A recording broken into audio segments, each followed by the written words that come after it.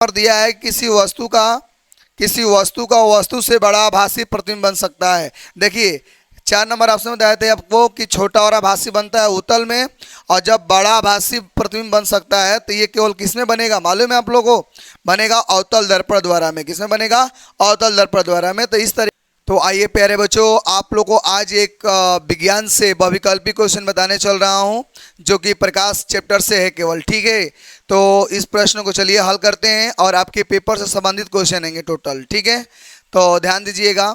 दिया है कि गोलीय दर्पण की वक्रता त्रिज्या और फोकस दूरी के बीच में संबंध बताना है। आपसे पूछा गया है क्या कि वक्रता त्रिज्या और फोकस दूरी के बीच में आपको संबंध बताना है। ठीक है, तो ऑप्शन में दिया गया है क्या कि ए बराबर आर और ए बराबर 2r दिया है, सी नंबर में ए बराबर r/2 दिया है, डी नंबर में ए बराबर 1/r दिया है। ठीक है, तो इस तरह से इसका रिलेशन जो बनेगा ये सी पर बनेगा क्योंकि ए बराबर r/2 होता है। वक्रता त्रिज्या को r से दर्शाते हैं, फोकस दूरी को f से दर्शाते हैं। ठीक है, आया बात समझ में? तो ए बराबर होगा r/2 होगा। इस तरह से इसका आंसर होगा।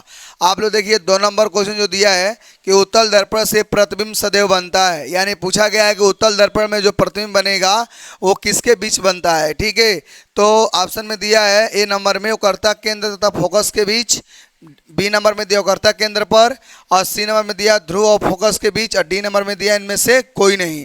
तो इस तरह से सी नंबर सही होगा। ध्रुव और फोकस के बीच में जो उत्तल दर्पण से प्रतिबिंब बनता है तो ध्रुव और फोकस के बीच में बनता है। ठीक है, ध्रुव को हम लोग पी से दर्शाते हैं, पोल बोलते हैं, फोकस दूरी को एफ बोलते हैं। ठीक है, ध्यान रखिएगा।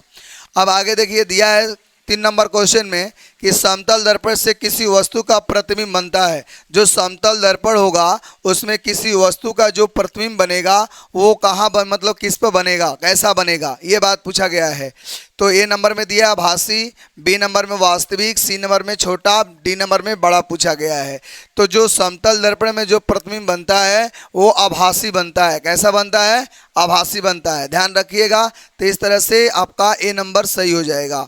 4 नंबर दिया है इनमें से कौन सा दर्पण से छोटा और आभासी प्रतिबिंब बनता है। तो देखिए छोटा और आभासी जो प्रतिबिंब बनता है इसमें ऑप्शन में दिया है समतल, बी नंबर में दिया है अवतल, और सी नंबर में दिया है उत्तल, और डी नंबर में दिया है ये तीनों।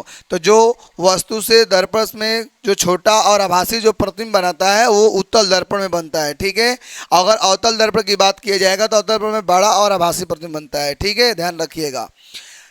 5 नंबर क्वेश्चन दिया है कि एक उत्तल दर्पण की फोकस दूरी आपको दे दिया गया है 20, उसकी वक्रता त्रिज्या आपको ज्ञात करना है। ठीक है, तो ध्यान दीजिएगा। इसका एक फार्मूला होता है, मैं यहीं हल करा देता हूँ साइड पर। तो इसका क्या पूछा गया है? आर का मान पूछा गया है। ठीक है, तो 2 गुणे क्या होगा? एफ होगा, क्योंकि आर की मतलब दोगुना होता है। ठीक है, ध्यान रखिए आप। फोकस दूरी तो 2 और एफ का मान दिया है कितना? 20। तो आर बराबर कितना हो जाएगा? 40 सेंटीमीटर हो जाएगा। ठीक है, तो ए में ऑप्शन में 10 दिया है, बी में 15, सी में 20 और डी में 40 सेमी दिया है।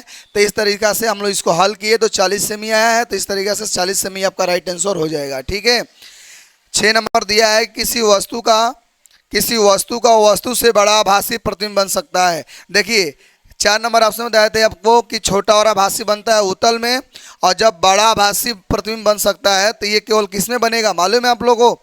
बनेगा अवतल दर्पण द्वारा में। किसमें बनेगा? अवतल दर्पण द्वारा में। तो इस तरीक़े से आपको मैं 6 क्वेश्चन आप लोगों को जो इम्पोर्टेंट था वो आपको हम बता चुके हैं प्रकाश के परिवर्तन से। ठीक है, तो आप लोग भी इस क्वेश्चन को अच्छे से समझिए और एक लाइक और एक कमेंट कीजिए ताकि आप लोगों को वीडियो हम ऐसे ही विदा करते रहें आप लोगों के पास, और आप लोग मेहनत करिए। ठीक है, जय हिंद, जय भारत।